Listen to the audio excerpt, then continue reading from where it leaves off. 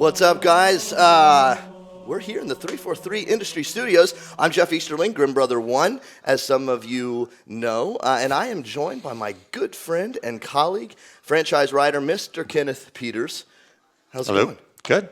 It's good to have you here. So what we are doing is we are kind of starting an interesting little thing that hopefully will kind of keep going if you guys have a good time with it and if you guys enjoy what you see. I see there's a whole bunch of you guys in the chat right now. Thank you so much for joining us.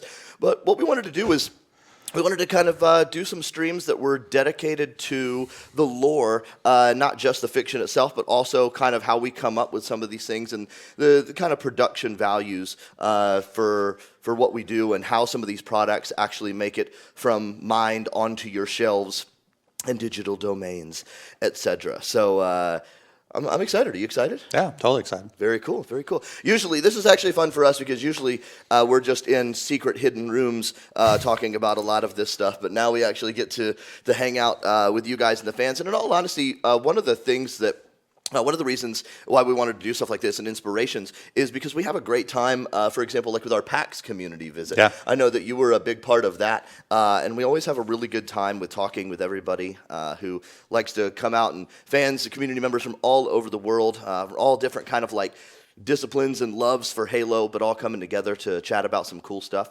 And so that's what streams like this are going to be for.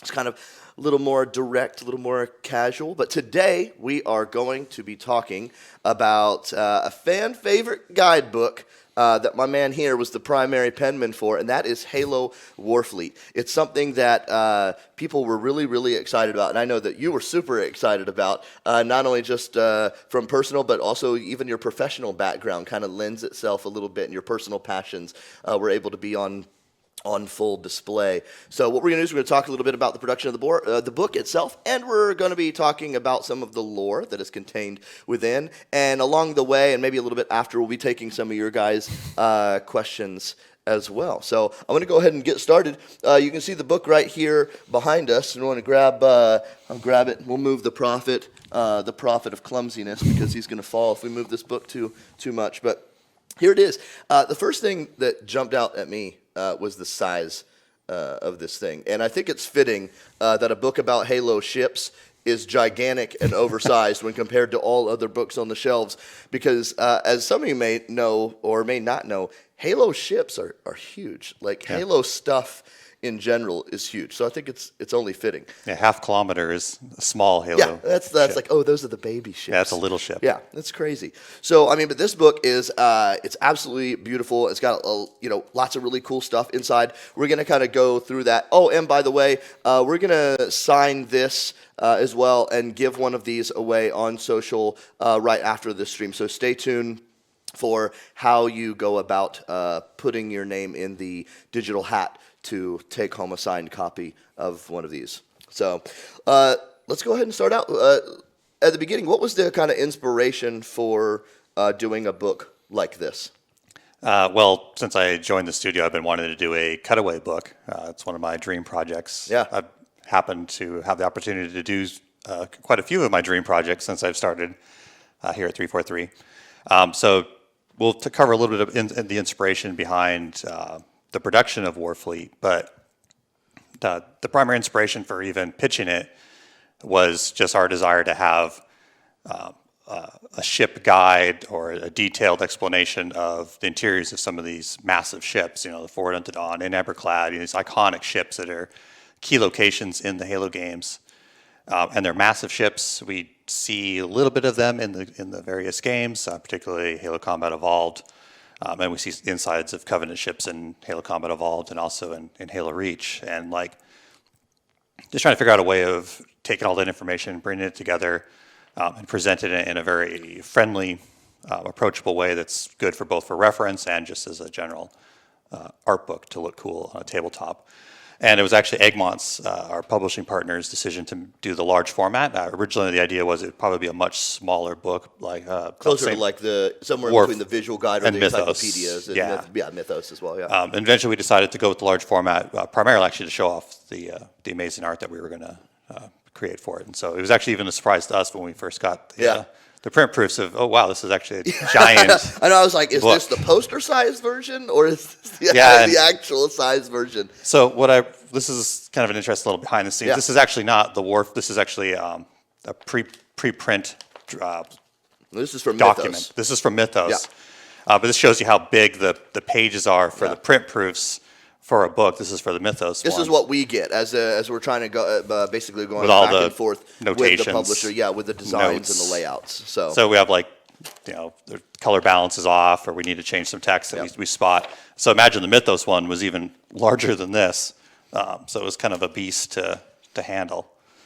And it's actually cool, not only from like people like us who and other people in the studio who love the spaceship lore and everything, but there's also a pretty big desire for it from the community as well. Especially there's kind of a subset of the lore community even who really loves the ships. I know a bunch of you guys are out there kind of watching right now. Especially a great example is the Sins of the Prophets folks.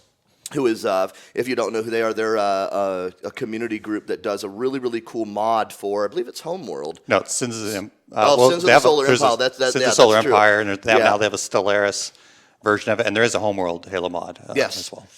Yeah, so that's just one of our community groups that's super into this kind of stuff, and so this kind of book is really in a lot of ways a kind of a love letter to those folks as well who are always looking to glean more information in whatever way possible. Yeah, name drop. Oh yeah. We actually are going to be doing more stuff about mods in the future, and speaking of Sins of the Prophet, they've actually implemented a lot of the new ships that were shown or described better in Warfleet in their mod, including the Gladius class. Yeah, I was actually that specific ship. Cutter. We used that when we highlighted the Sins of the Prophets guys in a recent community update when they were up for, I think it was Mod DD, Mod of the Year.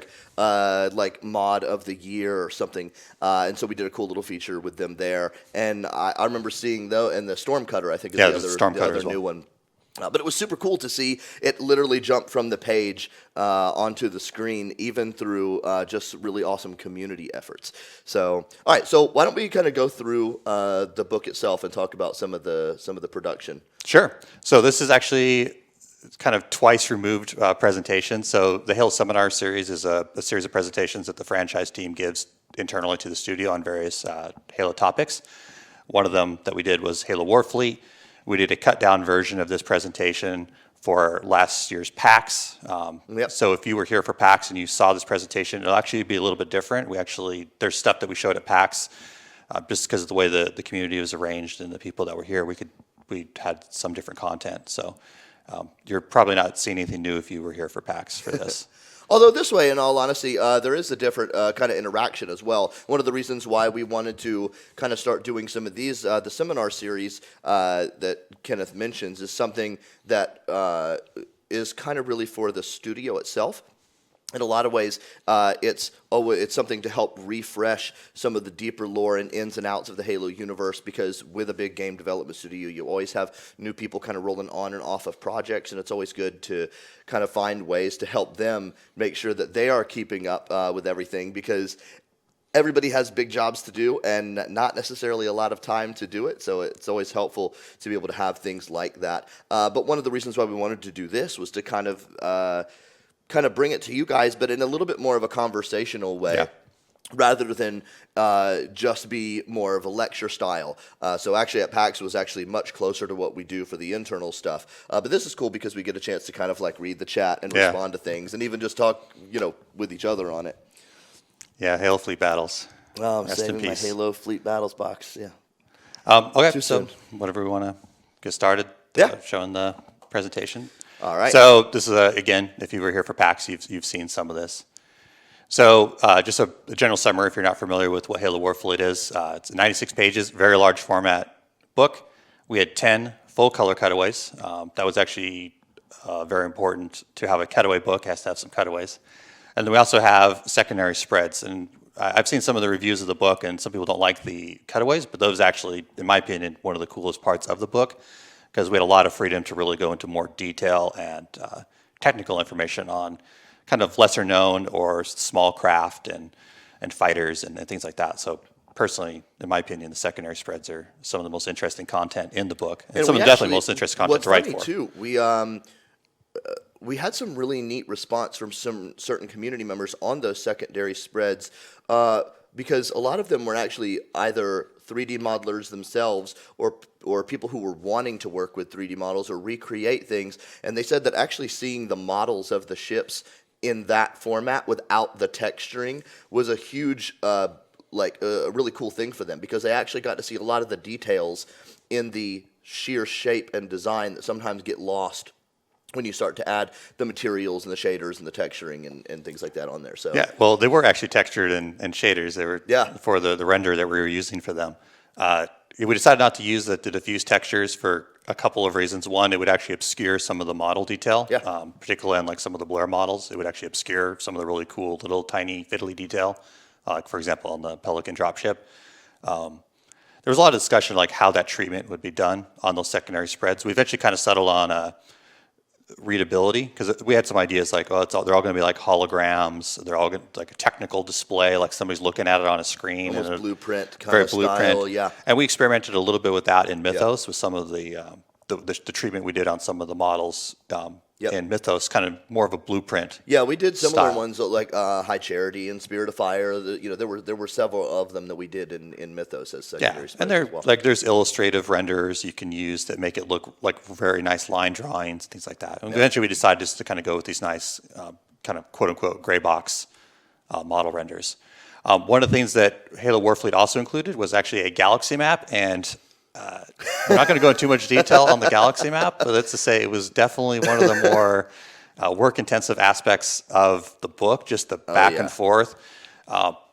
Nothing on the artist. Darren was the one who did the map, Darren Bacon, and he's an amazing artist. It was a lot of just controversy over like not only just internally like what should be shown on the map, and even in some cases where stuff should be shown on the map for various reasons, but also there was a lot of back and forth with Egmont, the publisher, because of actually print restrictions on the book. Originally, we were going to have way more annotations and notes on that map, but because of the print process that's actually used to physically produce the book, we couldn't do a lot of text annotations on the map itself because of actually localization. It ends up being that's localization, the biggest contrast regulations, even stuff like that. Yeah, there was lots of issues because if we had text annotation, we had to make sure the box that it would be the text would be on would have to be basically kind of large to account for like when you count for like a German localization, for example, where some words can get pretty lengthy in German, and the box couldn't. The book had to be about this tall.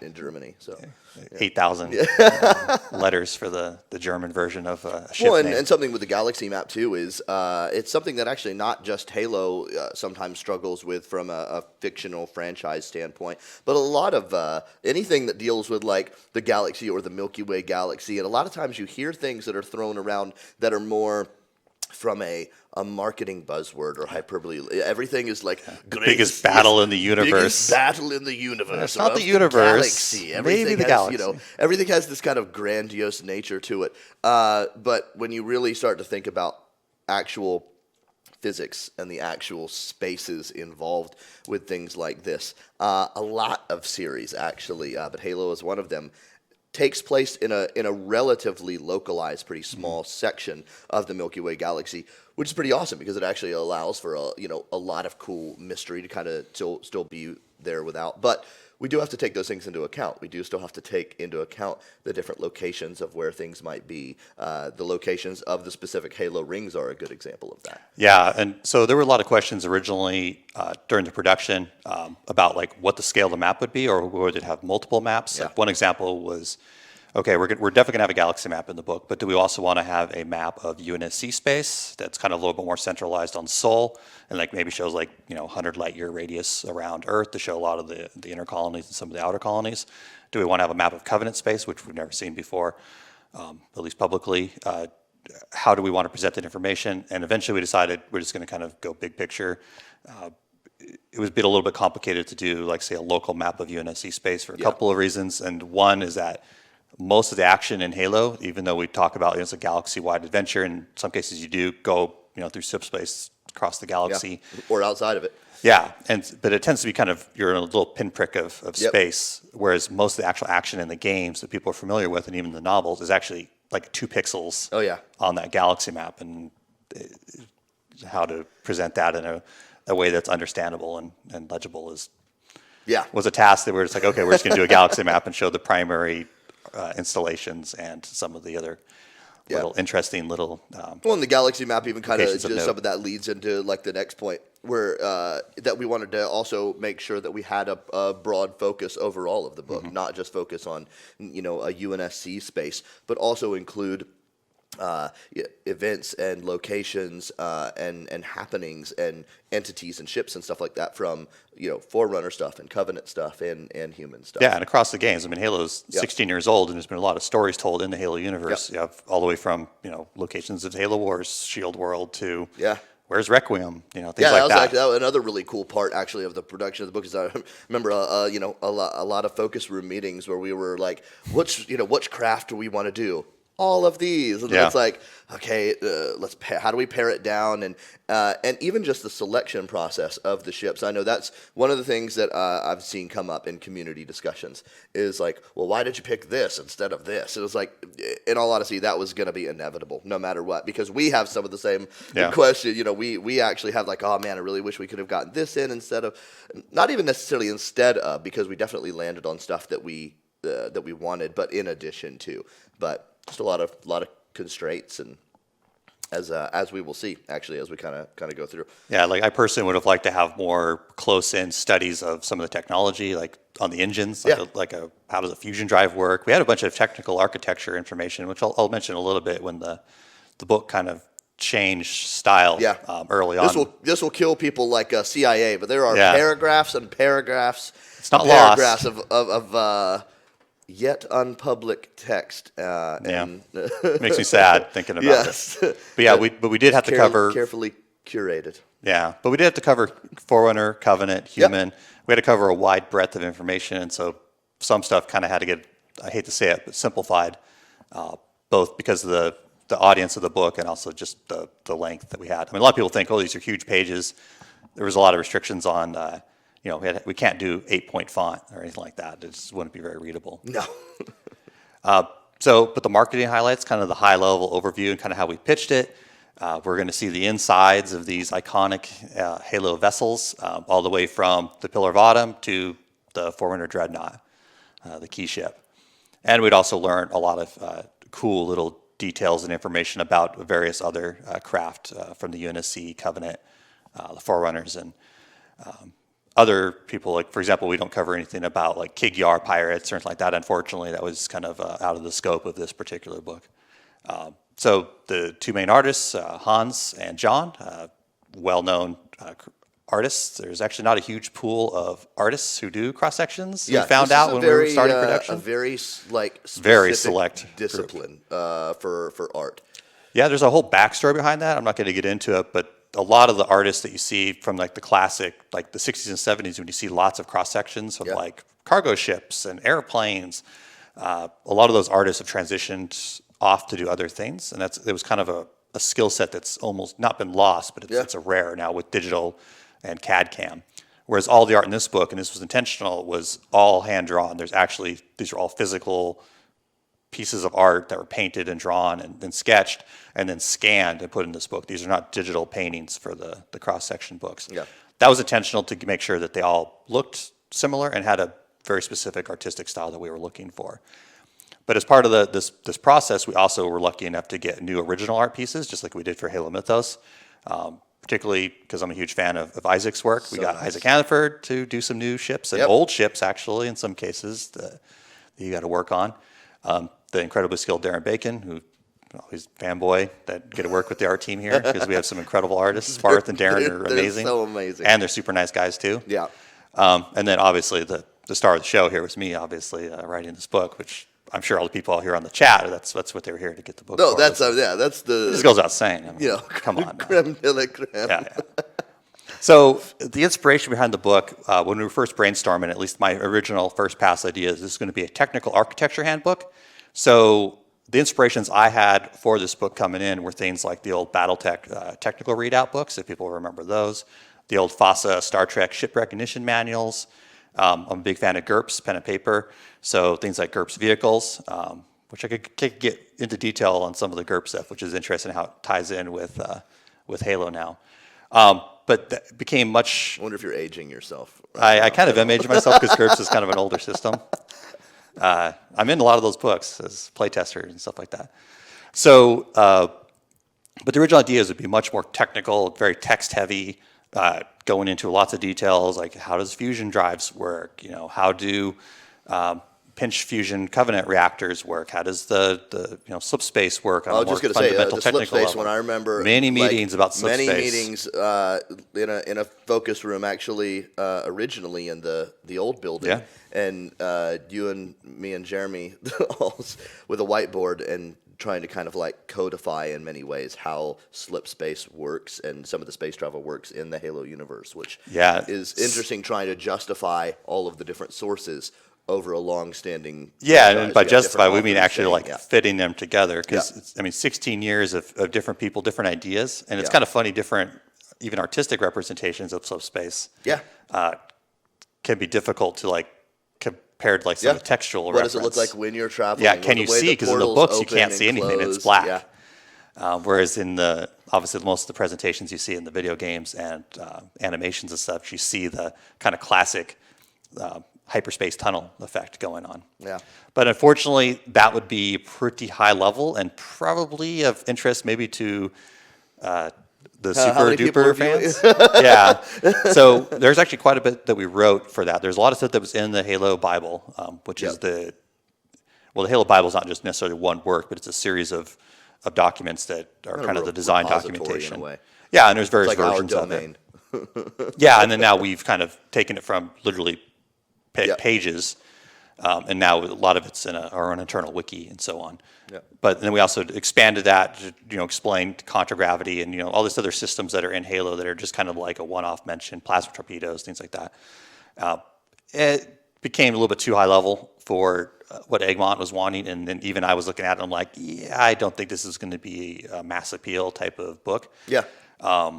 As much as I like things like the Star Trek technical manual and stuff like that. I think it's an important thing to bring up, too, because I know that there are people in chat, too. You're like, no, why? Like, just do that. But if you think about it, that is one of the decisions that you kind of have to make when we're deciding what kind of products are we going to make, and there has to be a balance. And we try really hard to find all sorts of ways to get some of that information. Or the people just yelling? Oh man! Yeah, and so speaking to one of the questions was, will we ever be able to see this information that was written and kind of ended up on the quote unquote cutting room floor? It's not lost. Most of that information is now in our internal wiki. Yeah, well, and again, that's kind of what I was saying, is like a lot of times that information, it surfaces up in other places. Cannon fodder is an example, or something like this is an example, or we can use that stuff when if we're writing new strings for something, or even if it could be used on, let's say Dark Horse does a new model of a ship, and we have text that was unused from a book, that can be leveraged then for that. So there's all sorts of ways that we try to get and leverage actually that work for future projects. But at the end of the day, and I know it's sad for you guys to hear, sometimes one of the best things that does is, even if it doesn't ever get public, it's great information to inform internal teams here on further production stuff. Yeah, it kind of enriches the universe for other people, and kind of helps set rules. Basically. And it does show up. There's information that was, for example, in Mythos, this huge and long thing, the history of the interstellar war, or interplanetary war, the history of the interplanetary war, which is much more in depth in the internal write-ups that has kind of been broken up and put in different spots. So the political situation within the UEG, some of that ended up in the Halo 5. Lore strings for armors, like lore strings for armors, which could sometimes be weird because then that information doesn't get released in a way that we thought, and so then again there's these like little disconnected little pinpricks into the story, and you're like, wait, PMCs and these guys are making their own Spartans. That's where we love communities like Halopedia and Halo Nation, who, in all honesty, are great resources for fans, but also even good like kind of double checks for us as well, because we only have so much time to even take all of those disparate pieces and put them together for our internal sources. So it's super awesome to have communities that are so passionate and dedicated to do that. Yeah, sometimes well. they connect points that we don't actually That's true. intended to be That connected. that is true. And since we don't like go into Halopedia and like edit articles, sometimes we see stuff like on Halopedia and we're like, We want to. that's not what we intended. That is not true. That is fake news. But we just kind of have to live with it sometimes. And sometimes that's what we use like cannon fodder to help correct some of these misconceptions that do arise. So, but the revised idea for it was we would take some of that ship recognition manual idea and we would double down on cross sections, because actually the original idea was this wouldn't really be a cross section book. It would have like 2 cross sections. We were going to do definitely the Pillar Bottom and the Truth and Reconciliation. But then we made it actual real cross section book, because you really couldn't call a book a cross section book if it has like 2 cross sections. Yeah, it's been funny. People are like, "Why isn't the whole thing cross section?" I'm like, "We actually have more cross sections." And we will cover why. Like, why don't we have 80 cross sections? Yeah, and we can talk about that we'll actually in just a few minutes. Yeah, for the actual. So after all this, we're going back and forth with the publishing partner, with the consumer products team, with the franchise team, with community and other actors, including the concept team here internally. We decided it would be a large format, which we did not at first realize it would be this large format. Cross-section book that would completely focus on ships. Because one of the original ideas was that we'd actually have cross-sections of some of the ground vehicles. In fact, one of the sample art packages we sent to Egmont was a cross-section of the Warhog, showing like the engine layout and the fuel cells and the water tanks on the back, which are not fuel tanks that are on the back of the Hail 4, Hail 5 Warhog. But all that kind of information, they're like, no, let's just focus on the ships. So we do show, for example, the Warhog as one of the secondary pieces, but it's not a cutaway. Well, it's also maybe in a for future scale book. Even too. Yes, and we did a lot of bananas for scale or Warhogs for scale. Actually, the Warhog did become our banana for scale in the book, because we often have the Warhog intentionally next to certain ships that then show up the scale for other ships. Especially. That was the final green light. And so then we actually went into actual production of the book. And this is actually an early concept. I was going to say, I love this piece, actually. This is an early Isaac concept of the slip space drives for the humans, Forerunners, and the Covenant. So early production, this actually kicked off in 2015, which is hard to believe it's been that long.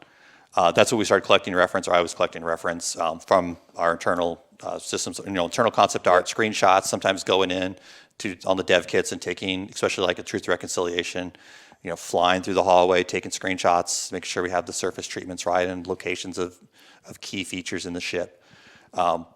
Then we also brought in Hans, originally Richard Chasemore, who's his partner that worked a lot on the incredible cross sections for Star Wars. It's his partner. He was actually originally on board with this. It would be Hans and Richard.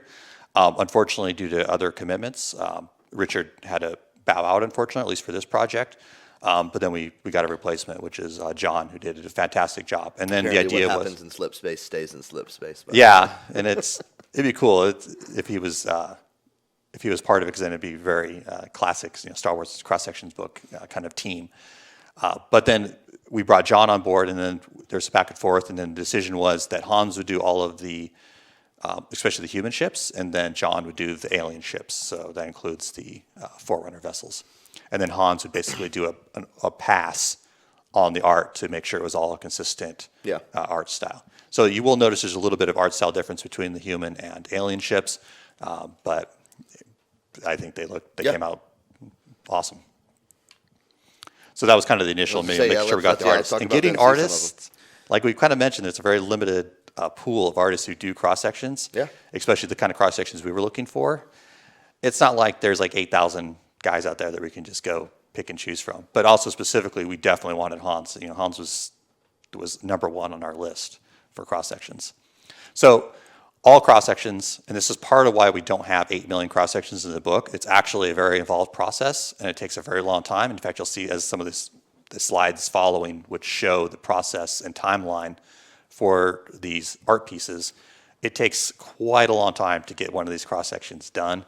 And if we had more, you'd probably still be waiting for Warfleet. It takes a very long time. You'll actually see some of the dates on there as we some of the art was coming in just before we needed to go to print.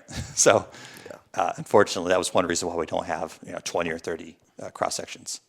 We would love more. Yeah, we definitely love more. And there were some that were done in pencils that we eventually decided not to pursue. Yeah. So all these start as what we call pencils. That's the initial sketches. And you'll see some of those that are very rough. They're sometimes called napkin sketches. And that's intentional because we're not looking for like details. We're just simply looking for composition, like what view angle we want to do. The viewing angle is actually one of the biggest things with specifically the cross section pieces that we all just kind of had to like mull over and like, okay, well, what is the best angle to show what? If you're going to cut something away, what is the big thing to focus on specifically for this ship? What's an important thing? We want to focus on the weapon systems or the crew compartments or the reactors. And the size of the Halo ships is actually one of the limiting factors here because, for example, the Infinity is 5 kilometers long. So we can't really show a view that shows all of the systems inside of the Infinity. We had to basically, we're rotating it around and talking to spars. It's a very Where's Waldo kind of thing, where it's just like everything kind of runs The ships together. are so huge that you have to focus kind of on, well, we want to show the engines of the Infinity, for example. That's what we finally decided on. We're going to focus on the engines. We could have focused, for example, on the bridge and on the Mac cannons, but we're like, okay, engines are the most important part. So that's why it ends up having that kind of rear look. After everybody agrees that that's the angle and that's kind of the overall look of the ship, it goes on to inks, and those are actually the line drawings. Now, every artist has their own way of handling this process. Like Hans basically doesn't do inks; he basically goes right from pencil right to color, like right to the end, which is kind of interesting. And we had to actually go back and basically redo ink drawings, partly for the actual interchapter stuff, but we need an actual line drawing of the pillar bottom. And then it goes on to color, which is the final pass, which is a combination now of hand-drawn. In fact, I'll see a picture later on of what that looks like. And then it's scanned at extremely high resolution. One of them was like 8,000 by 6,000 pixels at 400 DPI. They're extremely large files when they're scanned. And then they do another pass on top of that to correct any last-minute issues that we find, which we did find some, for example, in the pillar bottom.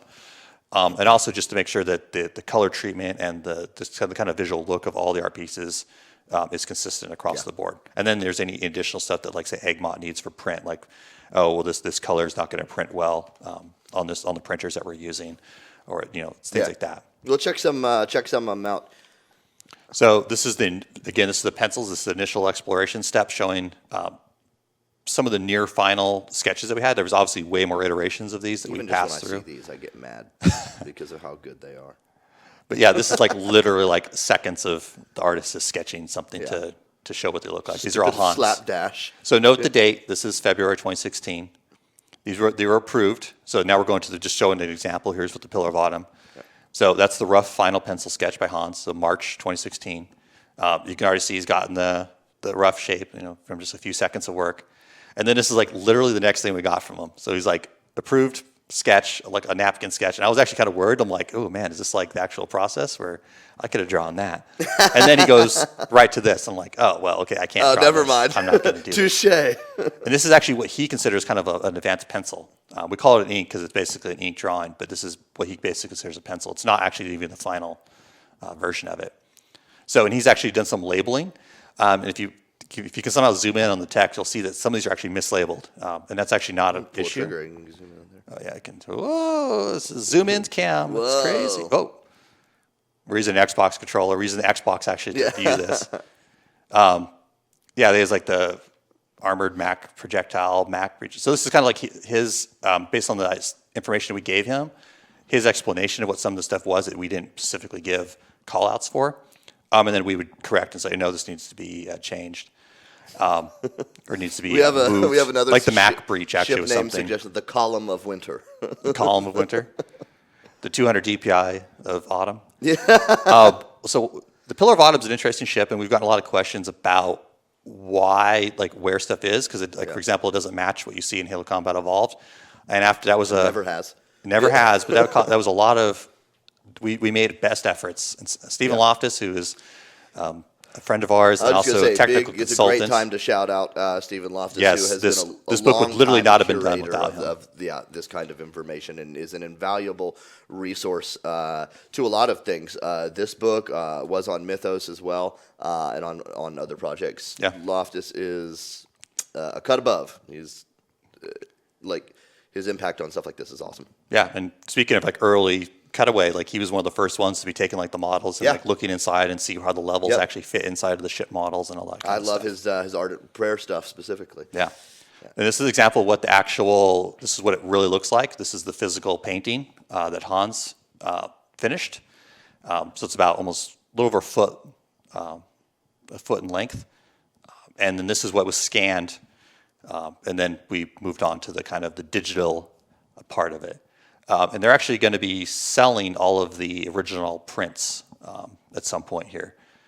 So get your pocketbooks ready. Oh, they are yeah. not cheap, by the way. I don't think my pocketbook. I don't think my pockets, period, are deep enough for it. But oh man, Yeah. how nice that would But be it'd be to have. very cool. So, but this is actual physical. Somebody, Kevin Hurd or Laird or something. Somebody they'll pony it will up. shell out for it. They'll mortgage their house for the original art. And then it goes to digital, and there's other edits that are made. So you notice this is the final painting.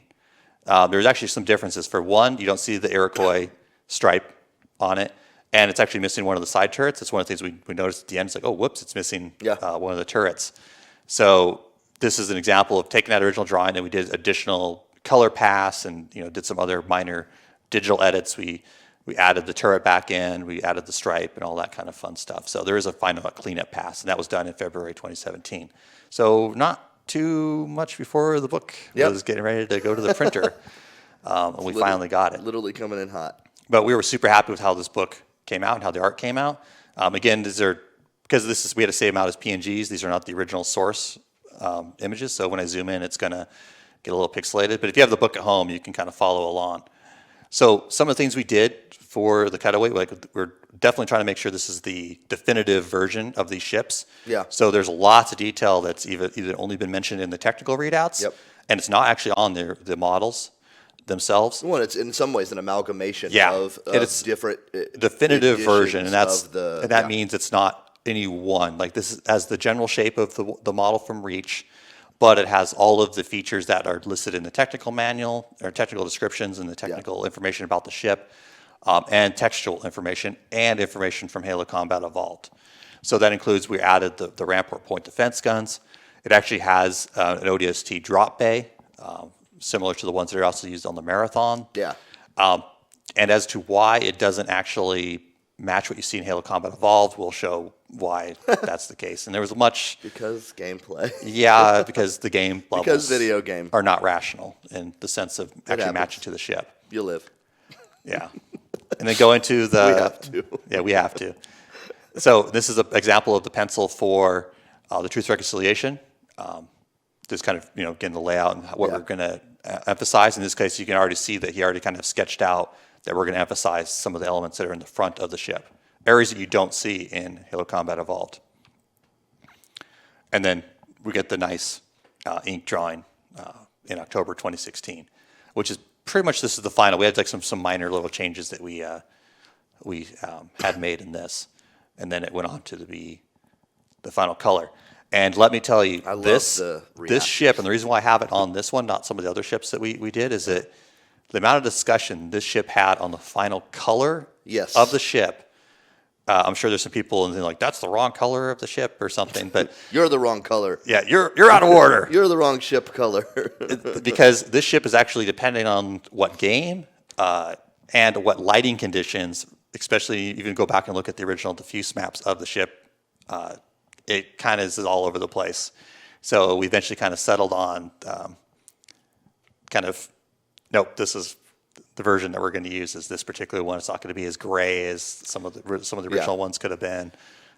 And also just the ship colors of cruisers in general in Halo is all over the place. Like in Halo 2 Somebody in the chat, original, by the way, just said that 343's art solution is that if it doesn't look like we throw stripes on it. I think that they're maybe stripes on saying this? that that on the Pillar of Autumn that we just threw stripes on there. On the Pillar of Autumn? for no good reason on one of the the last cutaways. The looks like the Iroquois stripes on there. That's not just throw it in. Yeah, I know. No, there's a reason why that's there. Just to throw Yeah, stripe for no good reason. I'm not going to get. You're not dragging me down, chat. We were going to go with plaid. I'm taking the high road here. So, but this Truth Reconciliation is also a challenge because you actually play inside of the ship, and it is a fairly rational ship design in that the level that you play around in Halo Combat Evolved actually does match the whole of the ship for the most part. So we definitely made much more concessions on the Truth Reconciliation to match what you see in the game, so you can kind of follow your path through the ship a little bit better. Yeah. For the Truth Reconciliation level. So you can kind of see where the bridge would be, where the brig would be. And if you ever need to deliver a space pickle, you know where to take it. Yeah. Or somehow get inside of a spirit ship and then ram a hunter, even though there's no way they could have gotten inside of it in the cutscene. But hey. So there were some lessons learned. I think this is kind of like the more interesting aspect of this presentation, because now we've kind of shown what you've already seen. You already have the physical book in your grubby paws. But now we're going to talk a little bit about behind the scenes elements of how the book was made, some challenges, which is often not something you hear about a lot in these books. I certainly don't know too many presentations that talk about the production of this type of book. So first and foremost, budget and time. I saw some comments in the chat about how long it takes to make these books, and yes, it can take a while. And this is actually a fairly quick process. We already knew what the ships were. We already often had a lot of reference for these ships. We knew exactly what they were going to be. Or if we had to come up with all this stuff from scratch, it would have taken even longer. So it's one of the nice things, in all honesty, dealing with like a video game property is a lot of times you at least have certain starting points with some of the models and even some of the interiors. But that's also a misnomer, because a lot of people are like, well, you have the high poly models. You can just take those and just throw them in. And no. Like, especially as what counts as like high poly, for example, has changed over time. And what counted as a very high poly model for Halo Combat Evolved back in 2001 wouldn't cut the mustard as a high poly model in 2018. So these spreads do take a long time because we intentionally made that decision to make sure these were actual physical pieces of art. That also adds additional time. So we didn't just take 3D renders and like pretty them up and do paint overs. We actually did drawings of this, and that was intentional. We could have done a similar type of cutaway with like more CAD CAM style. That would probably have been a little faster production wise, but that's not the style we were going for. Big challenge for me. This is not, and unfortunately some of the people that are big fans of that technical type of readout approach, was the word count was reduced by an order of magnitude. One of the original ideas, I don't know if people have seen the cutaway book that recently came out for Eve. They recently did a cutaway book, which I think is pretty cool. And they took a different approach to their cutaways, which I thought was interesting. But they also had basically a 2-page spread on each ship. Yeah. That was just like lore and background. And that was actually the original idea we had. I'm like, oh, that was just what we wanted to do. Yep. And we had to remove those because it was just becoming too drawn out. It wasn't starting to look more like a technical manual, not an art book, not a cutaway book that we were going for. So those got removed. And so that's some of that text that basically got moved to our internal wiki, unfortunately, at least unfortunate for me. And what's funny is, like, I note this is after the draft text started written, so we already had well over 2,000 words per ship that were written, and with a lot of technical little notes and stuff like that. And so some of those like little call-outs that in the book are just like, fusion reactor was like, fusion reactor, and then it had a bunch of explanations for it. Technical specifications. We cut a lot of technical specifications as well during this process. Yeah. I put ouch. That's still painful process for this book, but it's That's true. The concessions you have to make in any sort of collaborative. Also, CG, endeavor. I see you in the chat, and you're grounded. And then we also added additional secondary spreads. The idea was originally going in that we were going to have secondary spreads showing things like the Pelican, showing dropships, showing like the escape pods and things like that. But because of the kind of change in the format, Prowler might be my favorite. Yeah, like we were going to have the Aladdin and other ships like that in there. So when those kind of got shuffled around, we added more of those secondary spreads to make sure there was still a lot of that content was still preserved, but in a different format and kind of cut down. So, big franchise. Shout out to folks like Carlos and Tyler for the Carlos and Tyler, who are two producers / artists on the franchise team. They did all that in-house internally. Yeah. And the nice thing about that was that Carlos and Tyler literally sit 5 feet from me. Right, yeah. So there was lots of back and forth on exactly where stuff was, what do we want to highlight. Yeah. I think where that really shone was actually the Forerunner ships. The Forerunner stuff, which for the secondary spreads in that book, the Forerunner spreads are by far my favorite in the book. I really love how those turned out with that kind of glass look, which is pretty consistent with kind of the feel that I got from the Greg Bear novels for how the internals of Forerunner ships are organized. So we did some franchise challenge, and this is, I'm talking very high level here, like some issues going into this book, is that we didn't really have a lot of detail on the ships, at least not the level of detail that we wanted to show for the book. That includes like, where exactly are all the point defense guns? Yeah. Whew, well, that's a tough one, especially on things like the Infinity, where it has literally thousands. And again, it's of those guns, big, and it's too, so huge you wouldn't be able to see them. Yeah, even when we're trying to figure out, well, where would they go or how would we portray them? It's even tough to see. Yeah. So that was a big challenge of just lacking certain elements of detail that the artists wanted, especially on the interior sections of these ships that you don't actually play in during the game, because it's a little hard to find internal reference for, what the deck layout was and things like that. So there's also inconsistent internal reference for the ships. So that includes in the text, like for example, how the Pillar of Autumn is described in Halo Fall of Reach versus what you actually see in Halo Combat Evolved versus the update in Halo Combat Evolved Anniversary versus its presentation in Halo Reach versus other presentations for other projects. So trying to figure out what's the best combination of all those and making sure they're all as consistent as possible, because there are going to be inconsistencies. Yeah. Any sort of long-running franchise is going to run into inconsistencies between sources, between presentations. Our job is to minimize the delta of those discrepancies. Yep. We're not trying to explain them away sometimes. Sometimes we can or we have to. But in those cases, it's more like, okay, well, we have these 4 choices. They're all pretty similar. We're just going to choose one. That's the one we're going forward with. But that's one of the toughest things really for us to do sometimes. But it's also like it's a healthy thing to be able to do and like put some stakes in the ground and move. Yeah, and I think people have a misconception that there's like just one person who's like the overlord of canon. No. Sometimes that's not the case. Nope, definitely. It's definitely a group effort, and there's multiple stakeholders in any of these projects. Like even in this book, it wasn't just like, oh, I'm the writer, I can do whatever I want. Yeah. We had, our publishing partner, we had the artists that were working with us and what they could do. Like, for example, Well, and even in the writing, we would all discuss, make sure that what we like- wrote is, okay, is this what we want to have Yeah. in there? We want to say there was Exactly. lots of, like the galaxy map is another good example. There was lots of stakeholders. Like, are you sure that we're okay with showing this on the map? I'm like, okay, that's okay. And then you'd come back later and you have to sometimes double check, like, okay, we're just, circling back on this. Are you sure this is okay? I'm like, yeah, okay, it's okay. And they're like, okay, sweet. I got the green light. Well, now it's in a book, so now they can't take it back. That's true. And we also need to make sure what can we actually commit to going forward. So this is a very big challenge from the franchise team of always, we have all these products and all these different stuff coming out for the Halo franchise, comics and, live action projects and This video goes into a lot of, games. even when people ask us about like, oh, will you answer something on social media, or will you answer something in an update or on a cannon fodder or on something like that, is every time that we do that, we have to try to be committing to something that we're then putting a stake in the ground on, even if it's something that seems small. Yes, But and a lot of I times learned, I got burned on that. Yeah, people will ask questions that there's no good reason to have answers to. And sometimes you guys, you don't realize that you don't want answers to certain questions. Trust us. I could go into more detail on that, and it's a little complicated because, like for example, I did catalog for a while on the Halo forums, and that was a lot of fun. And one of the reasons I stopped doing that was actually that, a lot of the questions were just like mundane stuff, like, oh, what's the average shoe size of a Covenant sailor? Like, who cares? That's kind of questions you often get asked.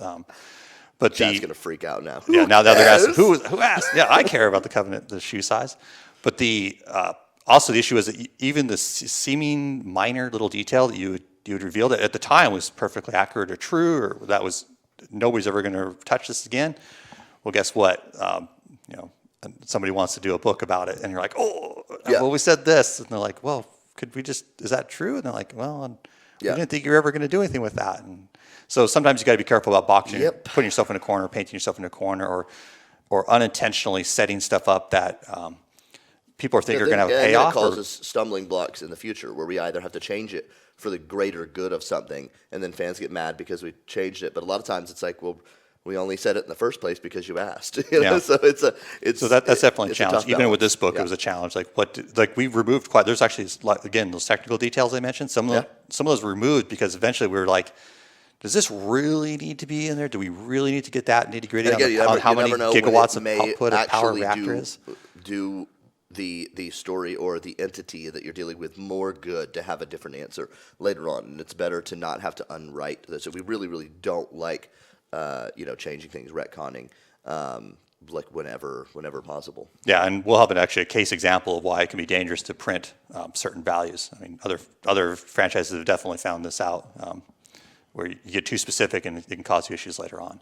But we did want to make sure that we could lean into upcoming content, so it wasn't like stuff we have here just stops and nothing from this book will ever be mentioned again.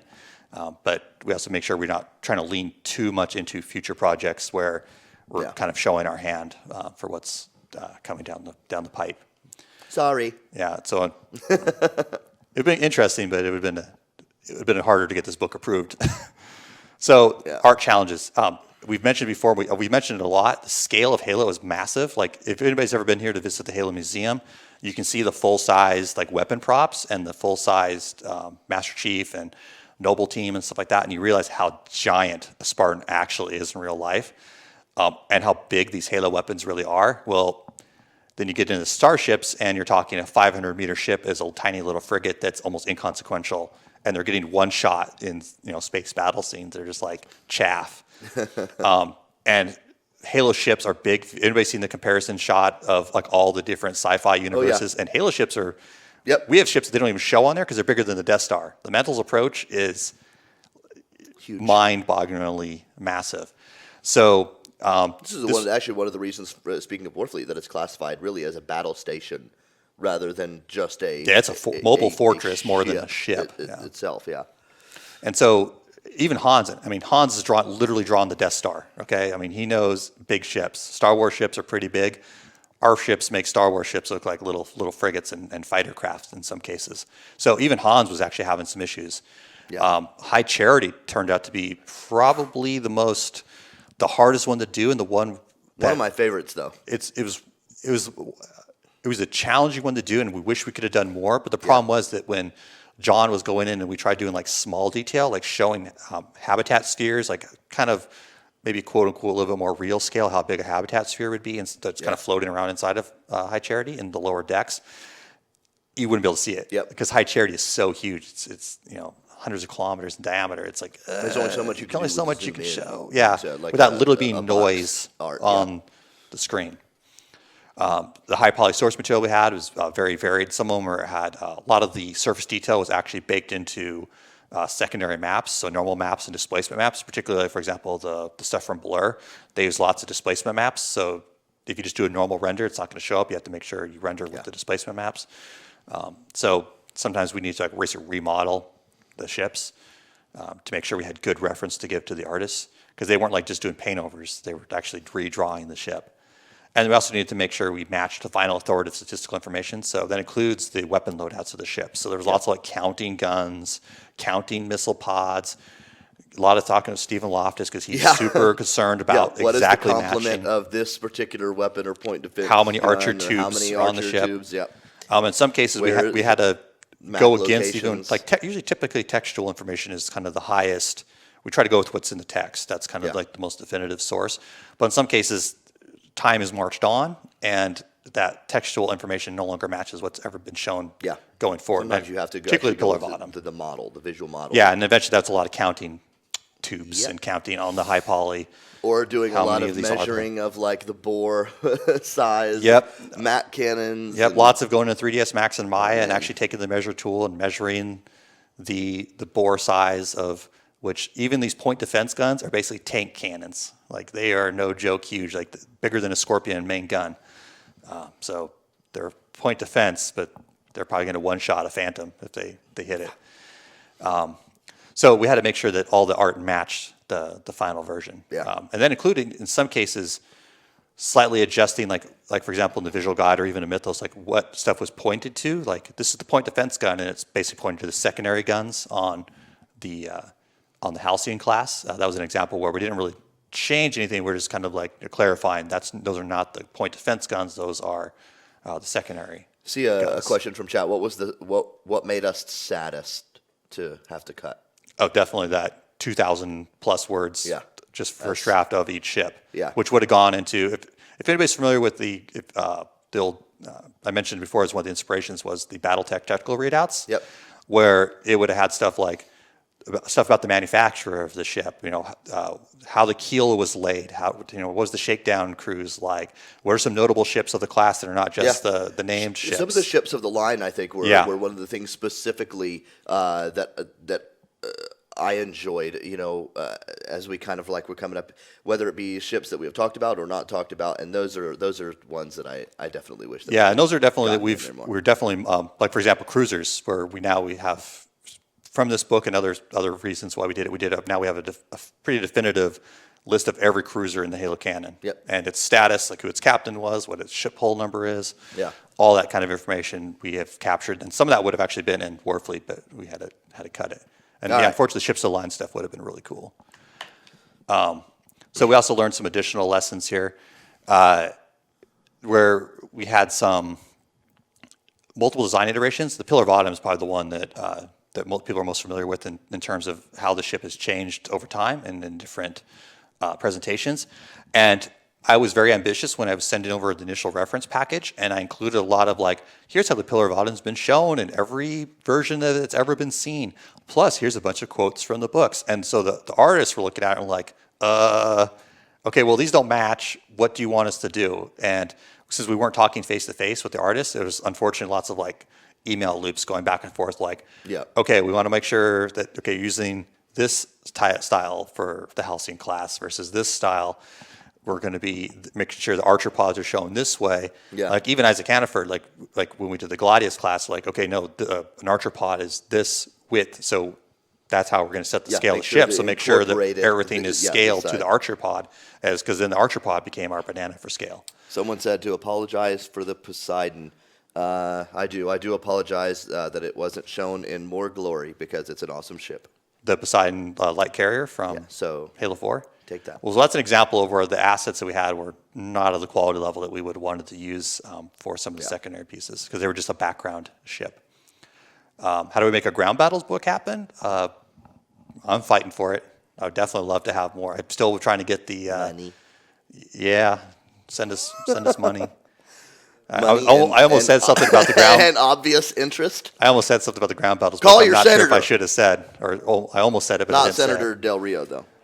Yeah, Del Rio, man, he's actually pretty cool. He was right. Del Rio was right. He was. Yeah. Del Rio was right all along. So we had multiple. You should have given him the chip. Yeah, the chips. Give him the chips. Wow. So there was some learned. back and forth, which did I won't say waste time, but it did cause some unnecessary confusion with the artists going back and forth of what exactly should be shown and where. Particularly we would give them a source for here's the high poly model, but then they're well, this doesn't have the point defense guns, and we're oh well. Okay, I guess we have to now solve for where these point defense guns are. There's often, when you do a cutaway book, you're kind of faced with some real world realities of where stuff would have to be to even for the ship to function, that as a video game level or as just an art piece, you don't have to worry about how people get on the ship or where the fuel tanks are. Yeah. Or are the weapons, why don't you see the weapons? They should have been right next to the cargo hatch according to this art reference, but they're not showing other references. We'll pull, guys, I see some of the questions in here. We're almost done here, so we're going to wrap this up, and then we'll grab a couple of questions from chat. So we do see most of them. We are ignoring a lot of them, too. Yeah, but I'm trying to answer some. To be totally honest. And then we've already mentioned the galaxy map was a challenge because of production and layout realities, particularly the localization requirements, that we had to have black text. So we couldn't do any cool white text callouts on that black map. We had to basically have a box around the text. And we did do a test one where we had a bunch of those callouts as text boxes, and it looked terrible. Yeah. And it obscured a big chunk of the map. It obscures the awesome art. So we're no, we're not going to do that. Sorry. And in some cases, because there's so many people involved, even internally here in the studio, we got to make sure that, like we talked about, are you sure you're okay with this? This is going to impact potentially something in the future.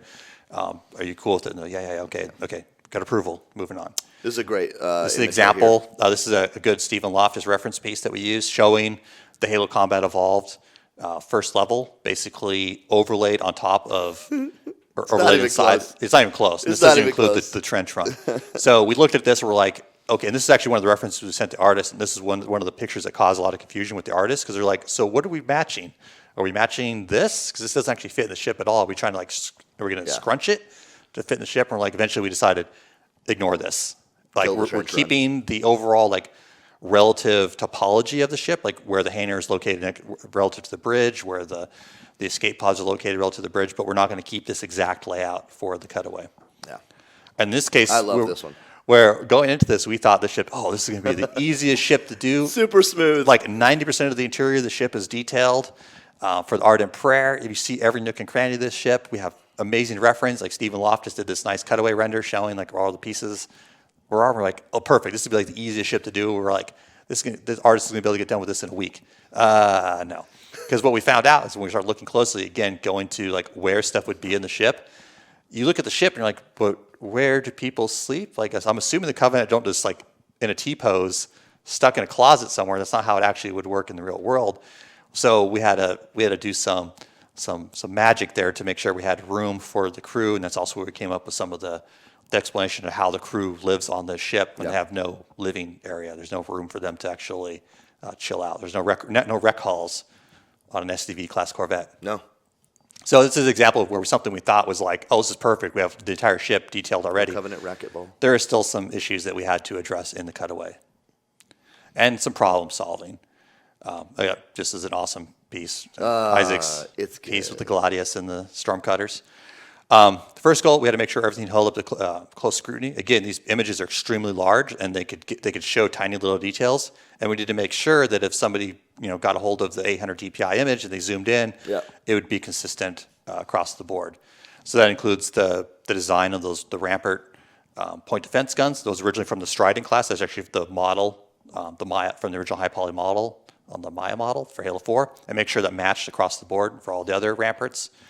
And also making sure that all of the weapons of the Pillar of Autumn were displayed, including the point defense guns, the secondary cannons, the archer pods, all that sort of stuff, and make sure that they don't cut into other areas of the ship. Yeah, somebody has mentioned so the games aren't canon, and that's definitely not what we're saying with the case of the trench run with the Pillar of Autumn. It's just that when you have a discrepancy, you have to pick one or the other to override, and it's usually kind of a case-sensitive thing. It's like we were talking about a little earlier. A lot of times we defer to the text in something. With the case of the trench run, you see the Pillar of Autumn. It's more important to get the consistency of the actual visual ship right than to focus more on just the pathways in one specific level. Yeah, and people need to remember that when these ships were originally being created, they were just set pieces or skybox objects or just kind of a set dressing for the scene. And so when we do a book like this, we do have to kind of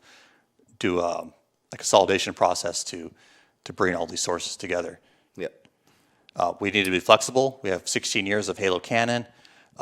This might be one of the first times people are seeing this. I think this is the first time we've shown this ship so detail. you can actually get detail of it. So this is the frigate design from Halo 5, which you see in the actual intro scene where you see the silhouette of it moving around. Yeah. But these are the new style frigates from Halo 5 that replaced the Strident in its internal bay, the Onloss class. Actually, it kind of has a lifting body shape, which is pretty cool. The real cool view of this ship is actually top down, so we'll have to maybe see if we can showcase that here. This is an example of even at the time, pretty new reference that we provided to the authors so that they could put it in the art. So this is the ship you see coming out of the bays on the Infinity inside the book.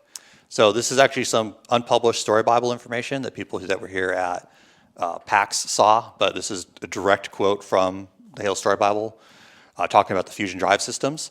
So this is an example, and the reason why this is here is that this shows the problem if you get too detailed sometimes for people you have unintended consequences.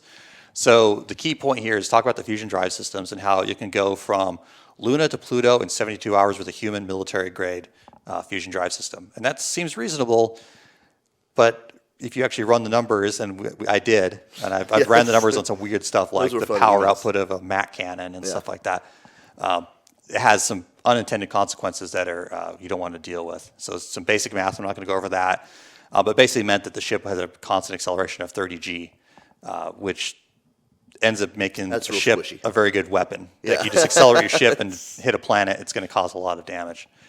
So, and the quote there is from Larry Niven about just fire There's a in sci-fi. There's a thing called John's law, which basically is a corollary to Nellie Niven's quote there. It basically says any cool space drive is also a very cool weapon. Yeah. So we ran some numbers like, okay, so we're not going to give accelerations for ships, partly because we see in Halo, in these photorealistic blur scenes, that a ship moving around in the atmosphere doesn't torch the atmosphere with its fusion drive systems. So we're pretty confident that the fusion drives won't vaporize planets. This was another issue that we found because again, we were trying to be very careful about exactly where stuff was located in the ship. Everything had to be plausible. It actually had to fit inside the ships. And the Hyperion was actually one of those items that was extremely difficult to get fit in the ship as shown in Halo 4. Yeah. Because the missile in cannon is 52 feet in diameter and 202 feet long. It's massive. It's bigger than pretty much, it's basically the size of a rocket in and of itself. And the frigate is, it's a measly 1,890 feet long. Saturn V missiles. Yeah. And that's what you're firing is like just a rocket. So getting it to fit in the ship, we really tried all sorts of stuff to try to make sure it fit in the ship. And eventually, I found a really cool picture of a Juliet-class submarine. Yeah. And how it loaded its missiles was very cool. I'm like, that will work. And so this is just an example of a reference. This is a very quick 3ds Max mock-up I did just to kind of make sure that the 3 missiles would actually fit in a Trident. And this is the reference we provided for the authors. Actually, the cutaway for the ship didn't appear in the book. But we do have this ship is one of the secondary art spreads. And you can actually see, which is kind of cool, on the actual model, one of the top plates actually perfectly matches the size of that leveraging missile bay would have to be, which is pretty cool. So that's how it actually did fit. But this is an example where if we could not get it to fit or it just simply didn't work, we probably would have to adjust some of the final numbers to get it to work. And it's just an example of some of the problems. Yeah, going right to the end. It's one of my favorite pictures, actually from Halo Wars 2. Yeah, and the end. One reason why it ends here is because, again, we cut out some additional information that was either at the PAX presentation. Yeah. That would be a little weird to show in this kind of public venue. I love this show. Or there was for the internal presentation stuff, which is definitely not good to have on a public presentation. Nope. And now we'll answer some of the questions. So it's also some of the questions I've just been trying to pull out. Not dabbing for Halo. We're not dabbing.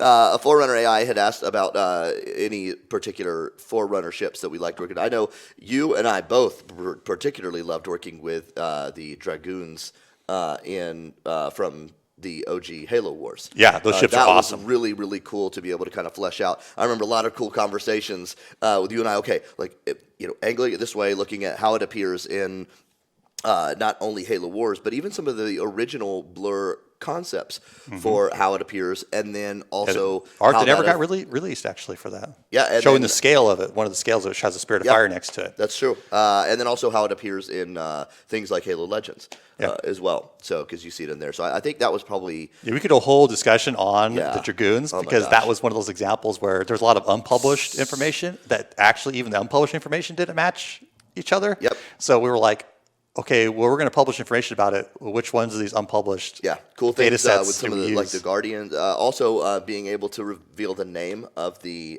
Forerunner Dreadnought too was the first first place that we got to do that, and even actually showcasing the Phaeton and doing some more of the lore. The Phaeton ended up looking really cool. The high polys for all the Phaeton, the Forerunner stuff for 5 is amazing. Digital release. Not that we That's know. not up to us. Certainly. Yeah, it's not up to us. It's certainly not in the plans. We try to avoid the words definitely and never because we always end up getting proven wrong. But it's not in the plans now. How do nanomachines work on ships? I'm not going to get into nanomachines. That's why I was part of the technical architecture stuff that didn't get published, and because it's not published, a little dangerous to say anything about how I know a couple of questions works. we had earlier on to CIA, I think, had asked yesterday about the Morsam pattern for the Seraph. And the Morsam, what we show in Warfleet is the Chi pattern, which is the one that you see in like H2, H2A, H3. And the Morsam pattern is the Reach one. Yeah, with the articulated impulse. And there are others. Another question that had come up was actually about the different types of cleansing beams. Yes. So Yeah, kind that of was a the other one misnomer. actually you That's and I not- were discussing yesterday. Basically, the way the Covenant energy weapons work, they're all kind of a broad category of tools dash weapons. They're kind Yeah. of combinations, and so they're all energy projectors that are used for various uses. Another question. It's very what's just Oh, to add to that real quick is it's I mean think of it like lasers. Like there are a lot of different types of lasers for a lot of different types of things. You can have a laser that is a weapon. You can have a laser that is for drilling or boring or cutting. You can have a laser that is for delivering information. You can have a laser that is for eye surgery. So it depends on just the type and the tuning and the use is really Yeah, kind of some of that's covered in the difference. glossary, where we had some of that tech background information. Yeah, and they also have pulse lasers, which you see in Halo Legends, for example. But most of their weapons are plasma-based. The plasma torpedo, I know a lot of people are like, well, that doesn't match what it actually says specifically in First Strike. Well, I knew that. I've read the book, and we had all those references. But We've read the books. that in the story Bible is the description that we basically used for the book. Yeah. And our decision was that maybe this was not well communicated. Some of that information that got cut didn't convey it as well, but you can still use the explanation that's in First Strike for how those plasma weapons work and how the torpedoes were firing and being directed. They still work with the idea that you actually have a physical, plasma core that's being guided around. And it's also easier to Somebody had explain in other ways. asked, so did Cortana change the forward unto dawn from 3 to 4? And no. And we've tackled that in many other places, but I know a lot of times new fans come in. Canonically, the forward unto dawn is the Sharon class. It's as you see it in Halo 3. In fact, if you go and look in the Universe Encyclopedia entry on Waypoint right now, very purposefully, you will see the depiction as Halo 3. There's a lot of things that go into how stuff gets portrayed, whether it's art style, for different reasons. And sometimes people don't like it, and that's okay. And sometimes you look and you realize, oh, would have done that differently had we, to do over again. And then sometimes you just chalk it up to different differences, and some things are canonical, and you make adjustments but canonically, Forward Unto Dawn, Halo 3 style. So you can rest easy. Yeah, It's like okay. Mac cannons. Yeah, that's one reason why you get two. I'm not going to get into the Mac cannons. What's your favorite Halo? Two. Not even a competition. Yep. That's like Halo 2 is the best. Jeremy's Halo Combat Evolved. Yeah. So it's a contentious Yep. point is what's your favorite Halo game? We've sometimes asked Halo that 2 is to the best. people like, oh, we don't want to start a fight, but what's your favorite Halo game? Yep.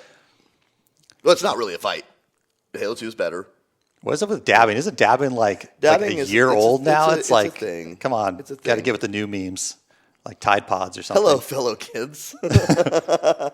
Yeah.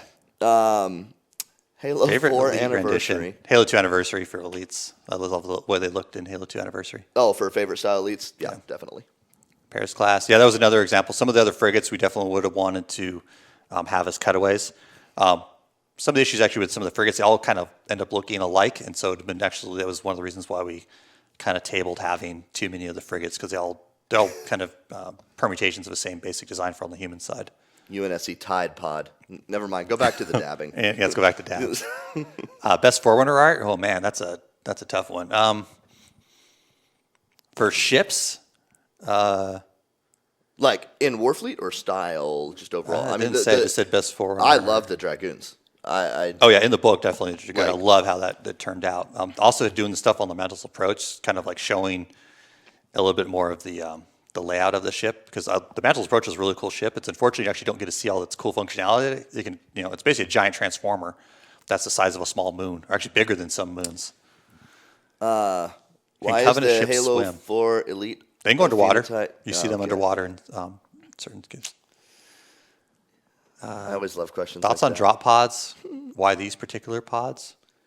Why did we show? So the drop pod that's in the actual book.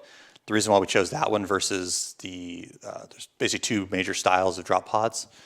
We chose the one that's in the book primarily because we had multiple choices. Everybody agreed that we just wanted to use that style, the H2A basically style of drop pod of HEV. Which my favorite Halo commercial actually is the We Are ODST commercial. I just love that commercial. The so silence, and then the door pops off, and then it's all the noise. And the visors. Yeah. Halo 3 That's so ODST 2. sick. Dream I come love true. that, and Let's I make it love happen. Deliver Hope. So information like on the Vindication, basically like the Poseidon, a lot of those other ships that we just didn't have any room to put them in this book. That would have been like for things like if we just had like a fleet breakdown. Like that's a question we get asked a lot too, is like what's the actual organization of the UNSC fleet, how our fleet's organized. Some of that actually was in Halo Fleet Battles, and some of the ground information was actually in Halo Ground Command. If that series had continued, that's actually where some of that information would have been presented, because we always try to make sure that information is in a context that actually makes sense. We're not just going to randomly release an article on here's the Covenant Fleet Organization and how shipmasters work with admirals and how the fleet masters. You guys would love that, but how does lances work? What's a demi lance? All that kind of stuff. It's like, well, it'd be cool, but what's the right context for it? Not going to answer any questions about 343. No. Guilty Spark. Or future read the books.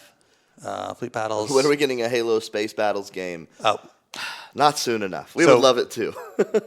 Fleet Battles, I can talk a little bit about that. Fleet Battles and Ground Command. Unfortunately, Spartan Games went out of business, so there's no continuation of that. We have no current plans to announce anything right now for a new tabletop game, which is unfortunate. I'm a huge tabletop gamer. That was a lot of fun to work on. And I actually loved working with those guys. Great team. Really, really good guys. Great sculptors. After the company shut down, we checked in with all their people, made sure that they were doing okay and everything was transitioning okay. Is the Infinity waterproof? Parts of it are, yes. Yeah. It's waterproof. How many pressures would it take? I mean, to be space capable, you actually don't need to be particularly well armored or anything to be holding an atmosphere. But favorite thing about the Infinity, I actually like how it has a giant park at the top of it. Yes. That people just go jogging in, and it's the size of a freaking town. Yeah, it's massive. Like the size of the Infinity is massive. Park, I mean, you don't really get a sense you take like the model or whatever, and then like you go in and like drop a biped. I mean, again, it's when you look cannon, at, you're like, you see in Spartan Ops, with the frigates underslung that are just dropping out, and these ships are huge. Yeah, each of those ships is 500 meters long. It's the scale of of Halo just dropping out. It was a problem for the artists. It's really cool when you're in it, especially like in VR. Like if anybody's played the Recruit VR demo, where you kind of get a little bit of sense of scale for how big like an elite is, where they're towering above you. It's the scale of Halo is probably the coolest part of the ships and of the technology, but it's also hard to represent in cutaway books. All right, guys. Well, we are going to go ahead and wrap things up here. We do want to give away a copy of Warfleet, and this one will actually be signed by several of us here at the studio. So even if you have a copy, it might do you some good to have a slightly more collectible one, or either that or we completely devalued it. Long swords do not have slip space drives. Yes, long swords do not have slip space drives. But if you want to enter for a chance to win the signed Warfleet copy, just tweet. You can tweet actually at me, at GrimBrother1. Use the hashtag Warfleet Wednesday. Hashtag Warfleet Wednesday. And tell me your favorite thing about Halo ships in general. We've talked about a lot of it today. Before we go, just a couple of housekeeping notes. Yesterday, speaking of awesome books, Kelly Gay's awesome Smoke and Shadow. Smoke and Shadow, not only was this the print release of the originally digital-only novella, but it also includes Into the Fire, which was kind of the accompanying story that was featured in Halo Fractures. So that just came out. Also, I believe that today Halo Wars 2 became part of, for the asking silly stuff in there, became part of the Xbox, February 1st. I'm getting February 1st. Halo Wars 2 should be a part of the Xbox Game Pass. So we've got a lot of really cool stuff going on. It's gonna be a fun year. We definitely hope to plan to do more of these. If you liked it, definitely tweet us and let us know. We would love to do more. Like I said, we are going to be covering a variety of different topics, different things around the universe, going into lots of interesting details and behind-the-scenes stuff. So if you liked it, let us know, because we would love to do more. And do you have a good time? Yeah, it's awesome. Awesome. So for my man Kenneth Peters, I'm Jeff, and thanks from everyone here at the studio. Thank you so much for tuning in for this kind of wacky and crazy super nerd session. But thank you so much, and we look forward to talking to you again soon. And no dabbing. Bye-bye, guys.